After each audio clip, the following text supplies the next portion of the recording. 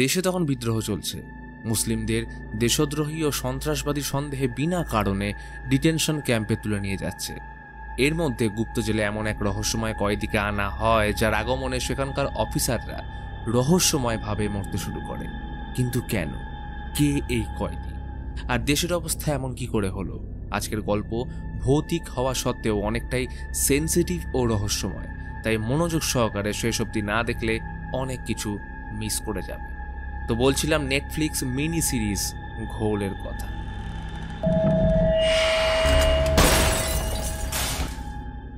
সময়টা সুদূর ভবিষ্যতের। দেশে অরাজকতা, দুর্নীতি ও অপরাধ চরম সীমায় পৌঁছে যাওয়ার কারণে এখন মিলিটারি শাসন চলছে। যদি কেউ বিরুদ্ধে যায় বা অ্যান্টি ন্যাশনাল মুভমেন্ট শুরু করে, তাহলে তাদের বন্দি বানিয়ে সিক্রেট ডিটেনশন ক্যাম্পে পাঠিয়ে দেওয়া হয়। তবে বেশিরভাগ ক্ষেত্রে পরে তাদের খুঁজে পাওয়া যায় না। ফলে দেশে বিদ্রোহ দেখা দিয়েছে। তার উপর বহু আতঙ্কবাদী আক্রমণও বেড়েছে। ফলে এইসব ঘটনা রুখতে ন্যাশনাল প্রোটেকশন স্কোয়াড এনপিএস গঠন করা হয়েছে। এনপিএস এর একটা টিম সন্ত্রাস দলের মাস্টার মাইন্ড আলী সাইদের ডেরা দ্য অর্কিড স্টারে তাকে জীবিত ধরতে লুকিয়ে প্রবেশ করেছে। বিগত 10 বছর ধরে এই আলী সাইদকে এনপিএস পাগলের মতো খুঁজছে। সেখানে প্রবেশ করতেই একটা অদ্ভুত লোককে তাদের দিকে এগিয়ে আসতে দেখে, যার গোটা শরীর ক্ষতবিক্ষত, বিশেষ করে পেট। লোকটাকে থামতে বললে দাঁড়ায় না, কেমন এক ঘোরের মধ্যে বলে যাচ্ছে, ওখানে সবাই মারা গেছে, কেউ বেঁচে নেই।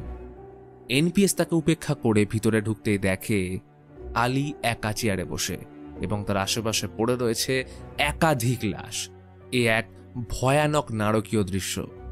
ক্যাপ্টেন আলী বেঁচে আছে কিনা চেক করতে গেলে আচমকা আলী ওর মাথা টেনে ফিসফিসিয়ে কানে কানে কিছু একটা বললে মন্ত্রমুগ্ধ হয়ে শুনতে থাকে। আর ঘটনা এখান থেকে ফিরে যায় 1 মাস আগে। শাহনওয়াজ রহিম ও তার মেয়ে নিদা রহিম গাড়িতে যাচ্ছে। দেশের সরকার, এনপিএস এদের উপর থেকে রহিমের আস্থা উঠে গেছে, কারণ এরা তাদের নিয়মবিধি, বই এবং যে কোনো প্রতিবাদী বা সত্তার বিরোধী শিক্ষার বিষয়বস্তু জ্বালিয়ে ফেলছে।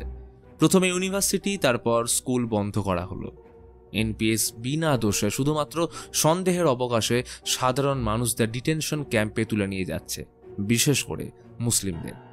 বলে নাকি তাদের মানসিক চিন্তাধারা পরিবর্তন করিয়ে ফেরত আনা হবে। কিন্তু ফিরছে কজন? রহিম অবিচার সহ্য করতে কোনোদিনও শেখেনি, তাই এই রাষ্ট্রদ্রোহী সাহিত্যর বই তার প্রধান অস্ত্র।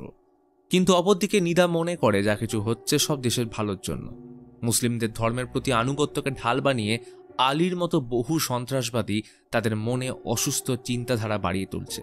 তাই সে নিজেকে দেশের সেবায় নিয়োগ করেছে। আসলে নিদা এনপিএস এর অ্যাডভান্স ইন্টারোগেশন একাডেমির একদম দক্ষ ট্রেনি। গাড়ি থামলো চেকপোস্টে।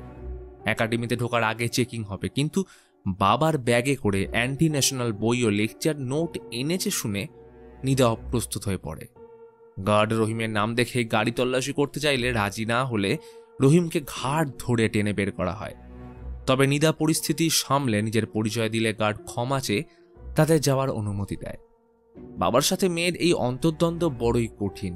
বাবার আদর্শ, মতবিরোধ তাকে বারবার মনে করিয়ে দেয় এনপিএস হেড কর্নেল সুনীল ডাকুনার কথা। সন্ত্রাসবাদী দেশের বাইরে নয়, ভিতরেই আছে। তাদের ধর্মের আড়ালে ব্রেন ওয়াশ করা হচ্ছে। কিন্তু নিদা কি করবে? যতই হোক উনি তো বাবা।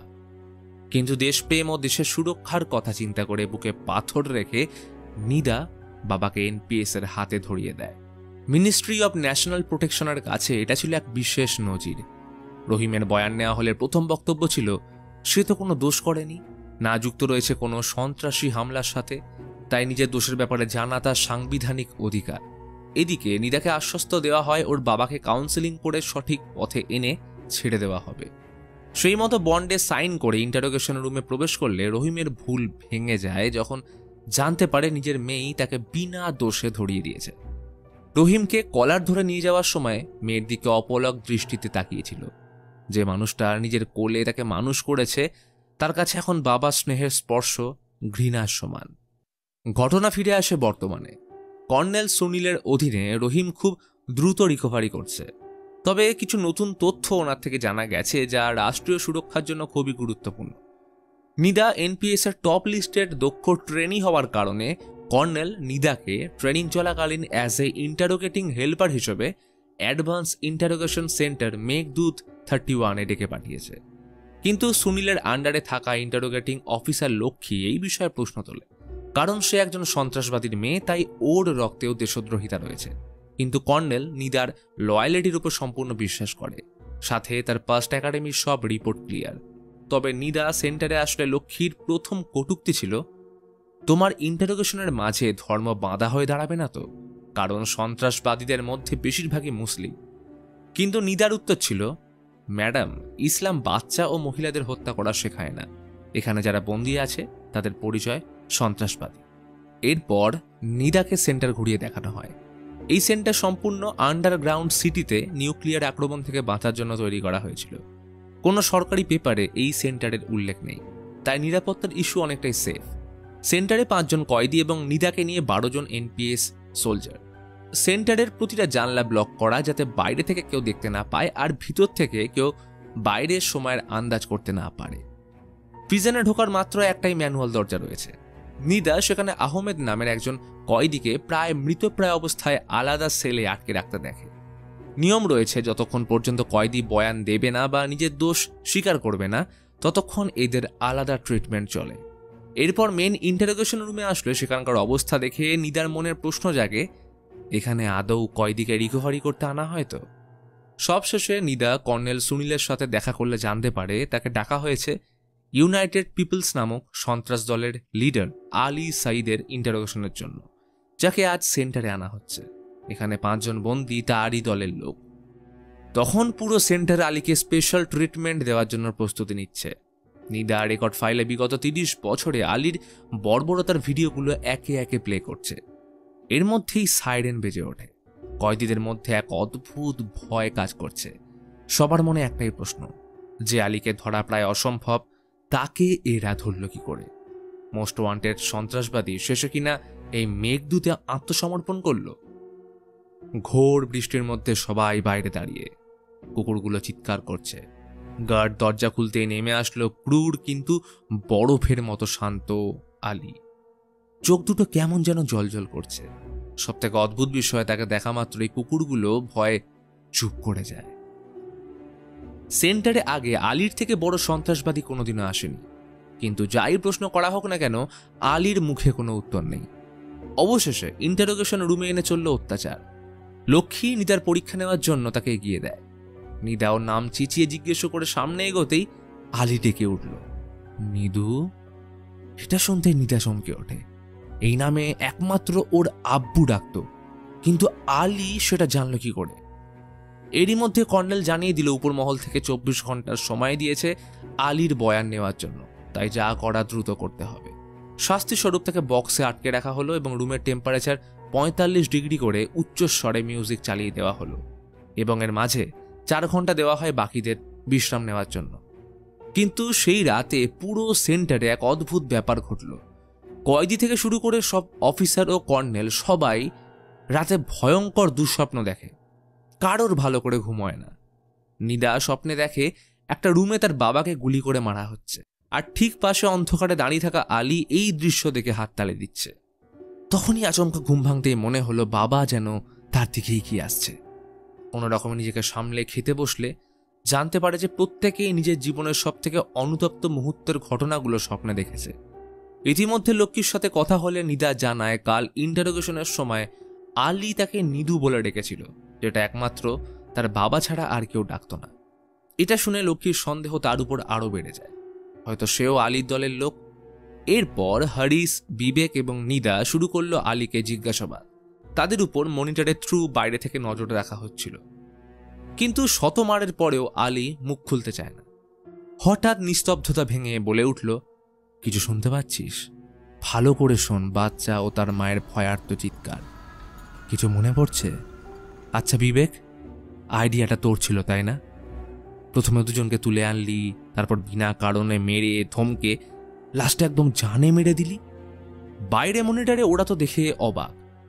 হরিশ আর বিবেক আলীর মুখের সামনে কি করছে ওটা?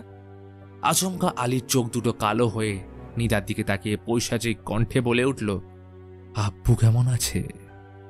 এরপরে মনিটরে ভয়ানক গ্লিচ। ভিতরে হরিশ আর বিবেকের মধ্যে মারপিট লেগেছে। দুজন একে অপরকে দোষারোপ করে হাতাহাতির পর্যায়ে চলে গেলে হরিশ বিবেকের বুকে ছুরি ঢুকিয়ে দেয়। ততক্ষণে হুলুস্থুলু কাণ্ড। নিদা ভূতের মতো দাঁড়িয়ে হারিসকে ধরে নিয়ে যাওয়ার সময় চিৎকার করে বলছে, আলী তুই এসব জানলি কি করে? আর এদিকে আলী শান্ত হয়ে বসে সব দেখছে। মারা যাওয়ার আগে বিবেক বলে, স্যার আমরা সবাই দোষী, হিসেব এখনো বাকি আছে। কর্নেল রাগে নিদাকে বের করে আলীকে জিজ্ঞাসাবাদ করতে বসলো, কিন্তু আবার কোনো উত্তর নেই। কর্নেল বহু চেষ্টা করার পর আলী বিড়বিড় করে কিছু বলতে শুরু করে। নিদা এটা শোনা মাত্রই কয়েদিদের মধ্যে থাকা একজন মৌলভীকে এনে আলী কি ভাষা বলছে সেটা জানাতে বলে। মৌলভী আলীর কথা শোনা মাত্রই চমকে ওঠে, এ তো অ্যারামিক ভাষা, আমাদের পয়গম্বর আসার আগে এই ভাষার জন্ম। আলীকে আমি ছোট থেকে চিনি, কিন্তু এই ভাষা ওর পক্ষে জানা সম্ভব নয়।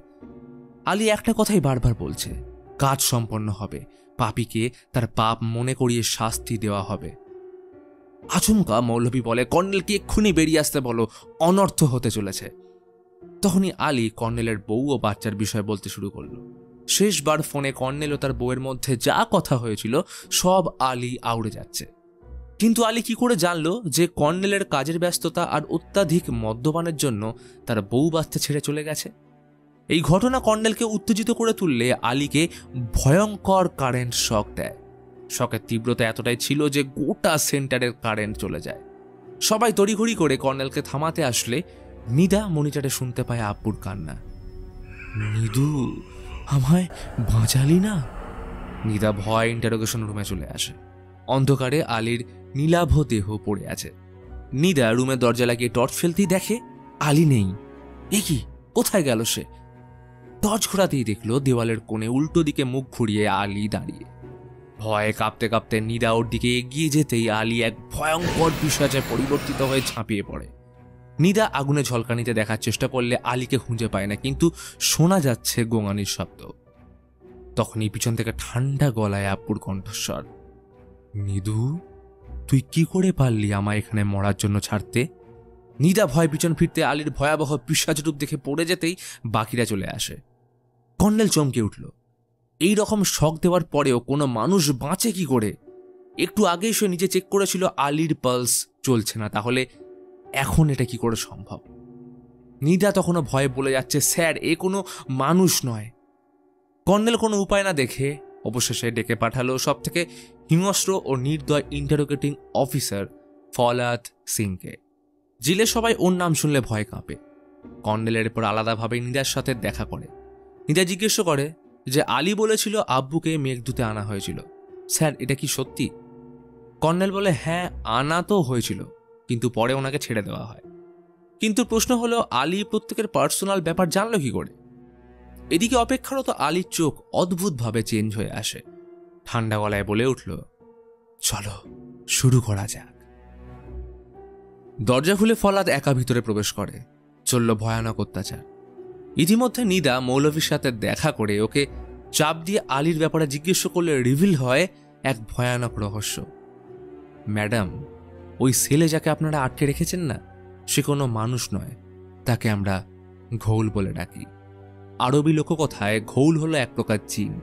কোনো মানুষ নিজের রক্ত দিয়ে এই বিশেষ চিহ্নের সাহায্যে নিজের আত্মার সওদা করে ঘৌলকে ডেকে আনে।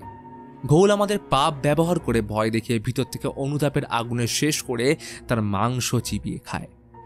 ঘৌল তার সর্বশেষ শিকারের মাংস খেয়ে তার রূপ ধারণ করে আমাদের মধ্যেই থাকতে পারে, আর এটাই তার বড় অস্ত্র।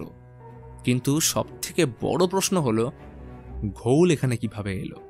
তাহলে কি এদের মধ্যেই কেউ ডেকেছে? এদিকে কর্নেল হেড অফিসে ইনফর্ম করে সেন্টারে অফিসারের মৃত্যুর খবর জানিয়ে ফোর্স পাঠাতে বলে। তারা জানায় যে এর থেকেও বড় প্রবলেম ওখানে হয়েছে, কারণ আলীর সেফ হাউসে ওর ক্ষতবিক্ষত বডি পাওয়া গেছে। কোনো হিংস্র পশু ওর লাশ চিবিয়ে খেয়েছে, তবে ডিএনএ টেস্ট করে ওর শনাক্তকরণ করা হয়েছে। কর্নেল এটা শুনতেই চমকে যায়। এই কি আবল তাবল বকছে? আলী যদি মরে গিয়ে থাকে তাহলে এইখানে কে? ততক্ষণে আলী ঘৌলে পরিবর্তিত হয়ে ফলাদের উপর ঝাঁপিয়ে পড়লে তার ভয়াবহ চিৎকারে পুরো সেন্টার কেঁপে ওঠে। নিদা বাইরে কিছুক্ষণ অপেক্ষা করার পর দেখে সেল থেকে ফলাদকে বেরিয়ে আসতে। সবার আগে সে প্রতিটা কয়েদিকে সেল থেকে মুক্ত করে। এই সুযোগে নিদা ইন্টারোগেশন রুমে আসলে হাত পা ঠান্ডা হয়ে যায়, কারণ সেখানে ঘোল ফলাদকে উল্টো করে ঝুলিয়ে তার বুক থেকে চিড়ে গলা কেটে ঝুলিয়ে রেখেছে।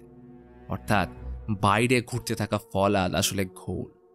তখনই ঘোল নিদাকে তাড়া করলে সে কোনো রকমে প্রাণ বাঁচিয়ে পালাতে থাকে। অবশেষে প্রিজনের এন্ট্রান্সে কোনো রকমে পৌঁছলে কর্নেল সঠিক সময় দরজা খুললে নিদা ঘোলের হাতে মারা পড়তে পড়তে বাঁচে। ভয় কাঁপতে কাঁপতে জানায় ঘোল ফলাদকে মেরে সব কয়েদিকে মুক্ত করে দিয়েছে। কিন্তু কেউ ওর কথায় বিশ্বাস না করলে নিচে এসে সব কাণ্ড দেখে ওদের চক্ষু চড়ক গাছ। কয়েদিরা সমেত আলী উধাও, কিন্তু আহমেদ তখনও বন্দী। নিদা কর্নেলকে ঘোলের ব্যাপারে জানিয়ে প্রত্যেকটা সেল চেক করে যে কোন কয়েদি ঘোলকে ডেকে এনেছে, কিন্তু কোথাও কিছু না পেলে সব সন্দেহ আহমেদের উপর যায়। তবে এই ঘটনার কারণে পুরো টিম দুই দলে ভেঙে যায়, কারণ অফিসার লক্ষ্মীর মতে এই সব কিছু নিদা করছে। নিদাই পারমিশন ছাড়া এইখানে এসে সবাইকে মুক্ত করে ফলাদের উপর কয়েদিরা বদলা নিয়েছে। নিদার বাবা রহিম যেমন দেশদ্রোহী ছিল তেমনটাই নিদা। কর্নেল এই বিষয়ে রুখে দাঁড়ালে তখন লক্ষ্মী ও বাকি অফিসার কর্নেলের বিপক্ষে এসে তাকে বন্দি বানিয়ে নিদাকেও আহমেদের সাথে আটকে রাখলে দেখে সেখানে রয়েছে বাকি কয়েদিরা। নিদা নিজেকে বাঁচানোর জন্য আহমেদকে ঢাল বানালে মৌলভী বলে, এইভাবে কত নির্দোষের প্রাণ নেবে তোমরা? আহমেদ আমাদের দলের লোক নয়, ও চা দিতে আসতো, কিন্তু এনপিএস তাকে সন্দেহের আওতায় এনে কোনো প্রমাণ ছাড়া গ্রেপ্তার করলো। বেচারাকে এখানে এসে জিজ্ঞাসাবাদ করার পর কিছু জানতে না পারলে হরিশ ও বিবেক ও চোখের সামনে বউ আর বাচ্চাকে গুলি করে মেরে ফেলে। তারপর থেকেই বেচারা কথা বলতে পারে না। দোষ করল কে আর সাজা পাচ্ছে কে? এখানে মিথ্যে দেশপ্রেমের নামে নির্দোষ মানুষের উপর যে কত অকথ্য অত্যাচার চলছে শুধুমাত্র মুসলিম হওয়ার কারণে, সে সত্যিটা কজন জানে? তখনই নিদার নজর পড়ে দেওয়ালের গুলির চিহ্নর দিকে। এই রুমটাই তো সে সেদিন স্বপ্নে দেখেছিল। অর্থাৎ এটাই সেই জায়গা যেখানে কয়েদিদের মারার জন্য নিয়ে আসা হয়। আসলে সন্দেহের আওতায় রিকভারি করার নামে ধরে আনা হয় নির্দোষ মানুষগুলোকে, কিন্তু তাদের থেকে কিছু জানতে না পারলে এইখানেই মেরে ফেলা হতো। অর্থাৎ এনপিএস ও সরকার এতদিন দেশপ্রেম ও সন্ত্রাসের মোড়কে নির্দোষ মুসলিমদের সাথে সবার অজান্তে এই সব করে চলেছে। নিদার বাবা রহিম কোনোদিনই দেশদ্রোহী ছিলেন না, বরং তিনি অনাচারের বিরুদ্ধেই লড়ছিলেন। আর সেই মানুষটাকে নিদা নিজের হাতে এনপিএস এর হাতে তুলে দিয়েছিল রিকভারি করার নামে, কিন্তু এরা তাকে মেরে ফেলেছে। অর্থাৎ দোষী রহিম নয়, বরং নিদা নিজেই। ততক্ষণে অফিসাররা রুমে ঢুকতে গেলে কয়েদিরা দরজা ব্লক করে দেয়, আর অন্যদিকে অফিসাররা একটা কয়েদির আধ খাওয়া লাশ খুঁজে পায় যাকে ঠিক চেনা যাচ্ছে না। এই খবর ওয়াকিটকিতে শোনার পর নিদা সহ বাকিরা ভয়ে আঁতকে ওঠে, কেননা এই মুহূর্তে রুমে ওদের মধ্যেই কেউ একজন ঘোল। ব্যাস, শুরু হয় একে অপরকে সন্দেহ।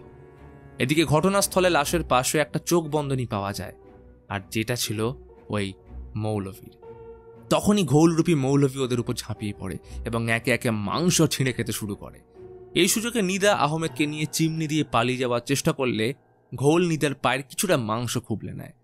কিন্তু এইখান থেকে শুরু হয় সব থেকে বড় রহস্য, কারণ চিমনির ওপারে কর্নেলের রুমে গা ঢাকা দিয়ে আহমেদের সাথে নিদা থাকলেও অফিসারদের সামনে কয়েদি রুমে বসেছিল আরেকজন আহত নিদা। সে বলে ঘোলের অ্যাটাক হওয়ার পর আহমেদ চিমনি দিয়ে পালিয়েছে, কিন্তু প্রশ্ন হলো এখানে নিদাকে আর ঘোলকে। লক্ষ্মী এতে প্রচণ্ড চটে যায়, কারণ ঘোলের কথা এসে বিশ্বাস করে না। লক্ষ্মী ওর গলায় ছুরি ঠেকিয়ে আলীর ব্যাপারে জিজ্ঞেস করলে নিদা ওর কানে কানে ব্যাপারটা বলতে চাইলে লক্ষ্মী মাথাটা নামাতেই নিদা ওর কান ছিঁড়ে উপড়ে দেয়। চেঁচিয়ে বলে ওঠে, আমি নিজের বাবাকে দেশদ্রোহী ভেবে তোদের হাতে ধরিয়ে দিলাম, আর আমায় এখন তোর মতো নোংরা কিটের কাছে দেশপ্রেম জাহির করতে হবে? সব ছেড়ে আমার পিছনেই কেন পড়ে আছিস? তখনই লক্ষ্মী রিভিল করে, যেদিন আলী সাইদ দ্য অর্কিড স্টারে প্রথম ধরা পড়ে সেদিন ও ক্যাপ্টেনকে জিজ্ঞেস করেছিল নিদা কোথায়। নিদা এটা শুনে চমকে ওঠে, কেননা কর্নেল ট্রেনিংয়ের মাঝে ওর থেকে সাহায্য চাওয়ার জন্য ডেকে আনেনি, বরং ওকে জাস্ট ইউজ করা হচ্ছে।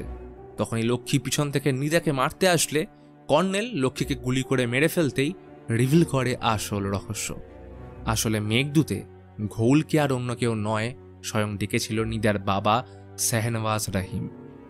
লোকটা জিজ্ঞাসাবাদ করার সময় একটাই কথা বলতো, নিজের রক্ত দিয়ে সওদা করতে হবে। এরপর ধোঁয়াবিহীন আগুন থেকে ঘোল জেগে উঠবে। তাকে সহজে দেখা যায় না, কিন্তু ওর উপস্থিতি সবার মধ্যে দুঃস্বপ্ন হয়ে উঠে আসবে। সে প্রতিটা মানুষের মধ্যে থাকা পাপকে তাদের অনুতাপ ও বিবেকে জ্বালিয়ে মাংস ছিঁড়ে খাবে। সেই সময় কর্নেল ওনার কথা শুনে হাসির ছলে উড়িয়ে দেয়, কিন্তু যেদিন আলী সাইদ তোমার নাম করলো সেদিন থেকে সবকিছু পাল্টে যায়। সব জানার পর নিদা নিজের ভুল বুঝতে পারে। দেশপ্রেমের নামে দেশে কি চলছে সেটাও জলের মতো এখন পরিষ্কার। তবে রিইনফোর্স আসার আগে আহমেদকে না খুঁজে সে যাবে না।